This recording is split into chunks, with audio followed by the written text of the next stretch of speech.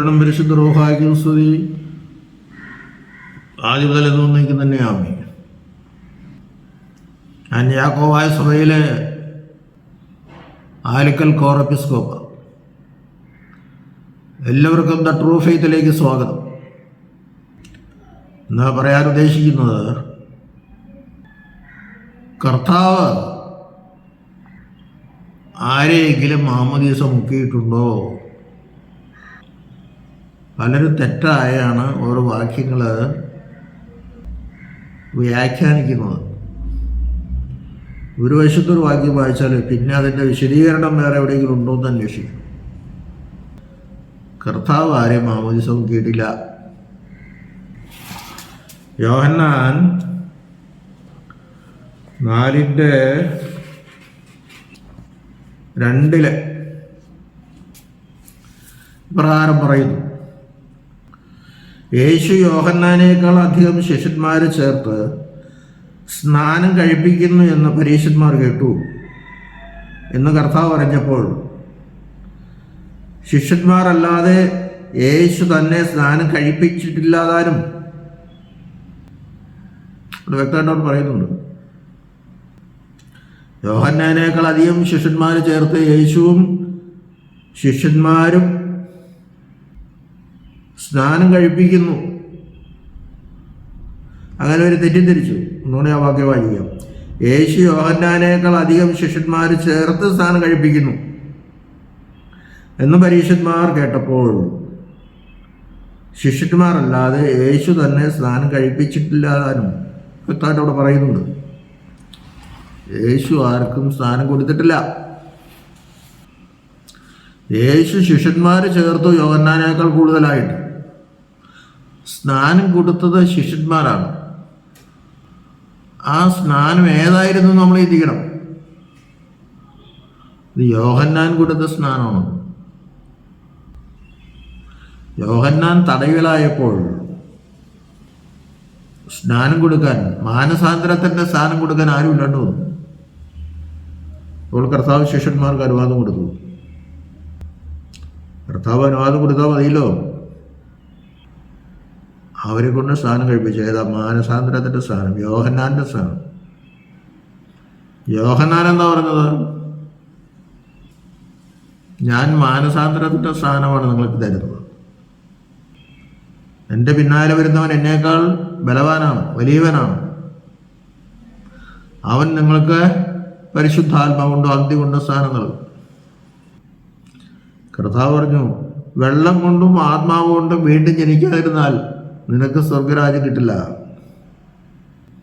നീ എത്ര മിടുക്കനായാലും, വലിയവനായാലും, ഉപദേശിയായാലും, പാസ്റ്ററായാലും, never never never പരിശുദ്ധാത്മാവ് കൊണ്ടുള്ള സ്നാനം അത് വെള്ളം കൊണ്ടും ആത്മാവ് കൊണ്ടും. ആത്മാവിനോട് പറയുന്നത് പരിശുദ്ധാത്മാവിനെയാണോ? ചിലർ പറയേ വെള്ളം എന്നുള്ളത് വചനാണെന്ന് പറയും. എന്തൊരു അബദ്ധങ്ങളൊക്കെ വിളിച്ചു പറയുന്നു. അവരുടെ ആ വ്യാഖ്യാനം ജയിക്കാൻ വേണ്ടി അവർ പലതും കൂടെ പറയണം. എന്നാൽ ഈ വചനം എന്നുള്ളത് പറയാൻ കർത്താവിനെ അറിയാൻ പാടില്ല. വെള്ളം കൊണ്ടുമല്ല, വചനം കൊണ്ടും ആത്മാവ് കൊണ്ടും. ഒരു ചോദ്യം ചോദിക്കട്ടെ, കർത്താവ് സ്ഥാനമേറ്റത് വചനം കൊണ്ടാണോ? അവൻ തന്നെ വചനമാണോ? പിന്നെ അവനാരാ വചനം പഠിപ്പിക്കണേ? എന്തൊരു ഭോഷത്വമാണ് ഈ പെന്തക്കോസ്തുകാരൊക്കെ വിളിച്ചു പറയുന്നത്. കർത്താവ് വചനം കൊണ്ടും ആത്മാവ് കൊണ്ടുമാണോ സ്ഥാനമേറ്റത്? അവൻ വെള്ളം കൊണ്ടല്ലേ സ്ഥാനമേറ്റത്. വെള്ളം കൊണ്ട് സ്ഥാനമേറ്റു. എഴുന്നേറ്റ് വന്നപ്പോൾ പരിശുദ്ധാത്മാവ് ഇറങ്ങി വന്നു, അവനിൽ ആവസിച്ചു. സ്വർഗത്തിൻ്റെ പിതാവിൻ്റെ ശബ്ദമുണ്ടായി. വെള്ളം കൊണ്ടെന്ന് പറയാം, വെള്ളം കൊണ്ട് തന്നെ. ആത്മാവെന്ന് പറയുന്നത് പരിശുദ്ധാത്മാവുണ്ട്. അല്ലാണ്ട് നമ്മുടെ ആത്മാവിനെ കൊണ്ടൊന്നും നമ്മെ വിശുദ്ധീകരിക്കാൻ പറ്റില്ല. നമ്മുടെ ആത്മാവിനെ വിശുദ്ധീകരിക്കണമെങ്കിൽ പരിശുദ്ധാത്മാവ് വരണം. കർത്താവിന് ഇതിൻ്റെ ഒന്നും ആവശ്യമുണ്ടായിട്ടില്ല. നാമുമായി താതാമ്യപ്പെടുവാനും മാമോദീസ കഴിഞ്ഞാൽ, അല്ലെങ്കിൽ മാമോദീസായിൽ പരിശുദ്ധാത്മാവിനെ ലഭിക്കുമെന്നറിയിക്കാനാണ്. അത് കുളത്തിൽ പോയി അല്ലെങ്കിൽ ആറ്റിൽ പോയി മുങ്ങിയാലൊന്നും കിട്ടില്ല. കർത്താവ് ആറ്റിൽ പോയി മുങ്ങിയത് യോഹന്നാന്റെ സ്ഥാനം സ്വീകരിച്ചത്. അത് നമ്മളെ മാമോദീസ പഠിപ്പിക്കാനാ, അല്ല വിശുദ്ധ കുമ്പസാരം പഠിപ്പിക്കാനാ. ജനമെല്ലാവരുടെ പാപങ്ങൾ ഏറ്റുപറഞ്ഞ് യോഹന്നാനാണ് സ്ഥാനമേറ്റു. ജനം ചെയ്തതുപോലെ കർത്താവും ചെയ്തു. അവനെന്ത് പാപം ഏറ്റു പറയണേ? അവനല്ല പാപമുണ്ടോ? അവൻ ഏറ്റുപറഞ്ഞ പാപം ഞാൻ മനുഷ്യാവതാരം ചെയ്ത ദൈവമാണെന്നും ഞാൻ ഈ ജനത്തെ രക്ഷിപ്പാൻ വന്നിരിക്കുന്ന യേശു ക്രിസ്തുവാണെന്നും ഇവർക്ക് മനസ്സിലാകുന്നില്ല. ആ ജനത്തിൻ്റെ പാപമാണ് യോഹന്നാനോട് കർത്താവ് ഏറ്റു പറഞ്ഞത്. വാസ്തവത്തിൽ അതിൻ്റെ അർത്ഥം അവന് വേണ്ടിയല്ല മാമോദീസ ഏറ്റത്, ജനത്തിന് വേണ്ടിയാണ് എല്ലാം ചെയ്തത്. ഇങ്ങനെ സകല രീതിയിൽ നടക്കുന്നത് നമുക്ക് ഉചിതം. അത് പറഞ്ഞപ്പോഴല്ലേ യോഹന്നാനെ മാമോദീസ വയ്ക്കുകയുള്ളൂ. അപ്പോൾ കർത്താവ് ആരെയും മാമോദീസ മുക്കിയിട്ടില്ല, സ്നാനം കഴിപ്പിച്ചിട്ടുമില്ല. സ്നാനം എന്ന് പറയുമ്പോൾ അത് യോഹന്നാന്റെ സ്ഥാനത്തോടാണ് പലരും ഉപമിക്കുന്നതും ധരിക്കുന്നു. വിശുദ്ധ മാമോദീസ എന്ന് പറഞ്ഞാലേ അതിൻ്റെ പൂർണ്ണത കിട്ടും. സ്നാനം എന്ന് പറയാൻ തെറ്റാണെന്നല്ല പറയും. ആ മാമോദീസ കിട്ടണമെങ്കിൽ കർത്താവ് പറഞ്ഞില്ലേ, നിങ്ങൾ പുറപ്പെട്ട പിതാവിൻ്റെയും പുത്രൻ്റെയും പരിശുദ്ധമായ നാമത്തിൽ സ്നാനം കൊടുക്കുക. അവരോട് പറഞ്ഞ, ശിഷ്യന്മാരോട് പറഞ്ഞ, ആ 12 പേരോടാ പറഞ്ഞത്. 11 പേരോടാ പറഞ്ഞത്. പിന്നെ അവർ കൈവെപ്പ് കൊടുത്തവർക്ക് അത് കൊടുക്കാനുള്ള അധികാരമുള്ളൂ. എങ്കിലേ പരിശുദ്ധാത്മാവ് ഇറങ്ങി വരുള്ളൂ. ഞാൻ പലപ്പോഴും പറയുന്നുണ്ട്, ഏതെങ്കിലും എവിടെയെങ്കിലും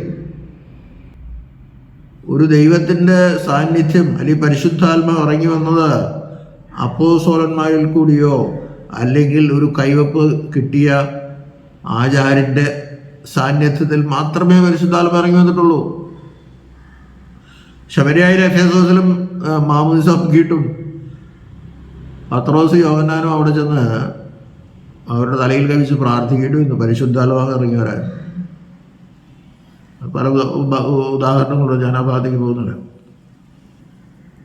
കർത്താവ് ഒരിക്കലും സ്നാനം കൊടുത്തിട്ടല്ല. അങ്ങനെ ചിലരെ പ്രസംഗിക്കുന്നുണ്ട്. ഞാൻ 2 ദിവസം ഒരു വീഡിയോ ഇട്ടു, പേരൊന്നും പറയണില്ല. കർത്താവ് സ്നാനം കഴിപ്പിക്കുന്നത് പിതാവിൻ്റെയും പുത്രൻ്റെയും പരിശുദ്ധമായ നിങ്ങൾ എൻ്റെ നാമത്തിൽ സ്നാനം കഴിപ്പിപ്പിൻ എന്ന് കർത്താവ് ഒരിക്കലും പറഞ്ഞിട്ടില്ല. പിതാവിൻ്റെയും പുത്രൻ്റെയും പരിശുദ്ധമായ നാമത്തിൽ സ്നാനം കഴിപ്പിക്കാൻ കർത്താവ്. ശിഷ്യന്മാർ യേശുക്രിസ്തുവിൻ്റെ നാമത്തിൽ എന്ന് പറഞ്ഞത് യേശുക്രിസ്തു എന്നൊരു വിവാദ പുരുഷനാണ്. യഹൂദന്മാർ യേശുവിൽ വിശ്വസിക്കുന്നില്ല. അതുകൊണ്ടാണ് യേശുക്രിസ്തുവിൻ്റെ നാമത്തിൽ എന്ന് പറഞ്ഞത്. പക്ഷെ സ്നാനം കൊടുത്തവരെ പിതാവിൻ്റെയും പുത്രൻ്റെയും പരിശുദ്ധമായ നാമത്തിൽ തന്നെയാണ്, ഒരു സംശയമില്ല. അപ്പൊ ഇവിടെ പരിശുദ്ധാത്മാവിൽ സ്നാനം ശിഷ്യന്മാര് കൊടുത്തിട്ടില്ല. ആരെയും പരിശുദ്ധാത്മാവിൽ സ്നാനം കഴിപ്പിച്ചിട്ടില്ല ശിഷ്യന്മാർ. എന്തുകൊണ്ടെന്നാൽ അവർക്ക് അതിനുള്ള അർഹതയില്ല. കർത്താവ് അവർക്ക് അർഹത കൊടുത്തത് യോഹന്നാന് സ്നാനം നടത്താനാണ്. 2 കാരണങ്ങളാണ് അതിനുള്ളത്. ഒന്ന്, യോഹന്നാൻ 7:39 വായിക്കുമ്പോൾ യേശു അന്ന് തേജസ്കരിക്കപ്പെട്ടിട്ടില്ലായാൽ ആത്മാവ് വന്നിട്ടില്ലായിരുന്നു. യേശു തേജസ്കരിക്കപ്പെടണം. എപ്പോഴാണ് ഈ തേജസ്കരണം കിട്ടുന്നത്? മരിച്ചു ഉയർക്കുമ്പോൾ മാത്രമേ തേജസ്കരണം ഉണ്ടാവുള്ളൂ. അപ്പോഴേ പരിശുദ്ധാത്മാവ് വരുള്ളൂ. ഞാൻ പോയാലേ പരിശുദ്ധാത്മാവ് നിങ്ങളിലേക്ക് വരികയുള്ളൂ. അത്ര വളരെ വ്യക്തമായിട്ടല്ല കർത്താവ് പറഞ്ഞിരിക്കുന്നത്. വേദപുസ്തകം അതിൻ്റെ രീതിയിൽ ശരിയായി പഠിച്ചാലേ അത് മനസ്സിലാവുള്ളൂ. പരിശുദ്ധാത്മാവ് ഇറങ്ങി വരാതെ ഒരു മാമോദീസ ഇല്ല. അപ്പോൾ പെന്തക്കോസ്തുകാരൊക്കെ ഇപ്പോൾ നടത്തുന്ന മാമോദീസ യോഹന്നാൻ്റെ മാമോദീസ എന്ന് വേണമെങ്കിൽ പറയാൻ മാത്രമേ ഉള്ളൂ. കാരണം അതിനവർക്ക് അർഹതയില്ല. യോഹന്നാൻ പുരോഹിതനായിരുന്നു, ഇവർ പുരോഹിതന്മാരുമല്ല. ഞാനവരെ കുറ്റം പറയുന്നതല്ല. അവർ ചെയ്യുന്ന തെറ്റാണ്, ജനത്തെ വഞ്ചിക്കുകയാണ്. അപ്പോൾ യേശുവിൻ്റെ തേജസ്കരണം കഴിഞ്ഞെങ്കിലേ പരിശുദ്ധാത്മാവ് വരികയുള്ളൂ എന്ന് കർത്താവ് പറഞ്ഞിട്ടുണ്ട്. 2, യേശു ഉയർത്തതിന് ശേഷം അന്ന് വൈകിട്ടാണ് ശിഷ്യന്മാരെ വിളിച്ച് അവരുടെ മേൽ ഊതി, നിങ്ങൾ പരിശുദ്ധാത്മാവിനെ കൈക്കൊള്ളുവിൻ. നിങ്ങൾ ആരുടെ പാപങ്ങൾ മോചിക്കുന്നുവോ അവ മോചിക്കപ്പെട്ടിരിക്കും, ആരുടെ പാപങ്ങൾ നിർത്തുന്നുവോ അവ നിർത്തപ്പെട്ടിരിക്കും. ഈ അധികാരം കൊടുത്തത്. അപ്പോൾ പാപം മോചിക്കാനുള്ള അധികാരം തന്നെയാണ്, ഒരു സംശയമില്ല. സ്വർഗത്തിൽ ഭൂമിയിലും സകല അധികാരവും എനിക്ക് നൽകപ്പെട്ടിരിക്കുന്നു. നിങ്ങൾ പുറപ്പെട്ട് ആ അധികാരം ഞാൻ നിങ്ങൾക്ക് തരാമെന്നല്ലേ എൻ്റെ അർത്ഥം. എന്താ അധികാരം ഇവിടെ കൊടുക്കുന്നത്? പാപം മോചിക്കാനുള്ള അധികാരം. കർത്താവിൻ്റെ സകല അധികാരങ്ങളും ദൈവത്വവും അവർക്ക് കൊടുത്തെന്നുള്ള അതൊന്നും ധരിക്കേണ്ട ആവശ്യമില്ല.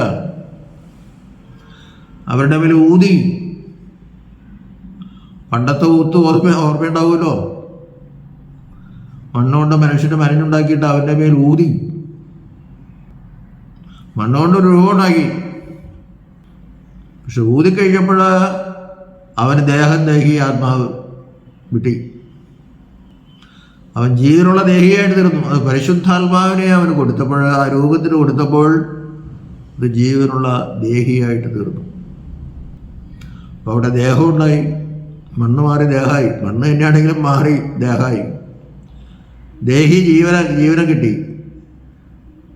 ആത്മാവ്, മനുഷ്യന് ഒരു ആത്മാവിനെ ദൈവം സൃഷ്ടിച്ചു കൊടുത്തു. അവിടെ പരിശുദ്ധാത്മാവല്ലാട്ടോ അത്, അങ്ങനെ ധരിക്കരുത്. പരിശുദ്ധാത്മാവ് ഊതിയപ്പോൾ ദൈവത്തിൻ്റെ വായിന്ന് വരുന്നതാണ് പരിശുദ്ധാത്മാവ് പുറപ്പെടുന്നത്. ദൈവത്തിൻ്റെ ഊത്തിന് പരിശുദ്ധാത്മാവെന്ന് പറയാം. ആ നിശ്വസനം അത് പരിശുദ്ധാത്മാവാണ്. അത് മനസ്സിലാക്കണം നമ്മൾ. ദൈവം ഉച്ചരിക്കുന്നത് പുത്രൻ, ദൈവത്തിൻ്റെ നിശ്വസനം പരിശുദ്ധാത്മാവ്. ഉണ്ടാകട്ടെ എന്ന് പറയുന്നത് പുത്രൻ, ഊതുമ്പോൾ നിശ്വസനം അത് പരിശുദ്ധാത്മാവ്. കാരണം ദൈവത്തിനൊന്നും സാധ്യമല്ല. അപ്പോൾ ദൈവത്തിൻ്റെ വായിൽ നിന്ന് വാക്ക് പുറപ്പെടുന്നു, അത് വചനം. ദൈവം ഊതുമ്പോൾ പരിശുദ്ധാത്മാവ് വരുന്നു, അത് പരിശുദ്ധാത്മാവ്. വേറെ ദൈവത്തിൽ നിന്നല്ല വരണം. അതുകൊണ്ട് ഒരു ദൈവമുള്ളൂ, പിതാവ്. ആ ദൈവത്തിൽ പിതാവ്, പുത്രൻ, പരിശുദ്ധ റൂഹ എന്ന 3 ദൈവീക വ്യക്തികളുണ്ട്. പിതാവിൽ നിന്ന് കുറഞ്ഞതോ കൂടിയതോ അല്ല പരിശുദ്ധാത്മാവും പുത്രനും ഒക്കെ. പിതാവും പുത്രനും പരിശുദ്ധ റൂഹയും കൂടി ഒരു ദൈവമല്ല.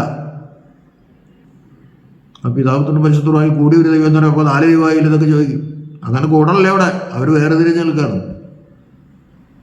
ആ തത്വത്തിലേക്ക് ഞാൻ ഒന്നും പോണില്ല. ഇപ്പം 2 കാരണങ്ങളാണ്. കർത്താവ് ആർക്കും സ്നാനം കൊടുത്തിട്ടില്ല. ശിഷ്യന്മാർ കൊടുത്ത സ്നാനം യോഹന്നാൻ്റെ സ്നാനമാണ്. വാസ്തവത്തിൽ ശിഷ്യന്മാരെ അന്ന് പട്ടക്കാരാക്കിയിട്ടില്ല. എങ്കിലും കർത്താവ് പറഞ്ഞു, നിങ്ങൾ പോയി സ്നാനം കൊടുത്തു എന്ന് പറയുമ്പോൾ അതുപോലെ, അത് മതി. പക്ഷേ പരിശുദ്ധാത്മാവിനാൽ സ്ഥാനം കൊടുക്കാനായിട്ട് കർത്താവ് അവരുടെ പേര് ഊതി, നിങ്ങൾ പരിശുദ്ധാത്മാവിനെ കൈക്കൊള്ളുക. ഒന്ന്, കർത്താവ് തേജസ്കരിക്കപ്പെട്ടിട്ടില്ല, അതുകൊണ്ട് പരിശുദ്ധാത്മാവ് കിട്ടിയിട്ടില്ല.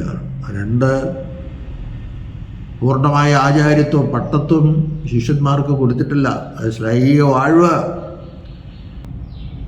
പൗരോഹിത്യം ഊത്തിലൂടെയാണ് കർത്താവ് അവർക്ക് കൊടുത്തത്. ചുരുക്കത്തിൽ ഇത്രയേ ഉള്ളൂ. പലരും പ്രസംഗിക്കുന്നത് തെറ്റാണ്. കർത്താവും ശിഷ്യന്മാരും മാമോദിസ മുക്കി. നെവർ, ഒരിക്കലുമില്ല. കർത്താവ് മുക്കിയിട്ടില്ല. ശിഷ്യന്മാർ മുക്കിയത് യോഹന്നാൻ സ്നാപകൻ്റെ മാമോദിസയാണ്. ഇത് മനസ്സിലാക്കുക, സത്യം മനസ്സിലാക്കുക. ദൈവം നമ്മെല്ലാവരെയും അനുഗ്രഹിക്കട്ടെ.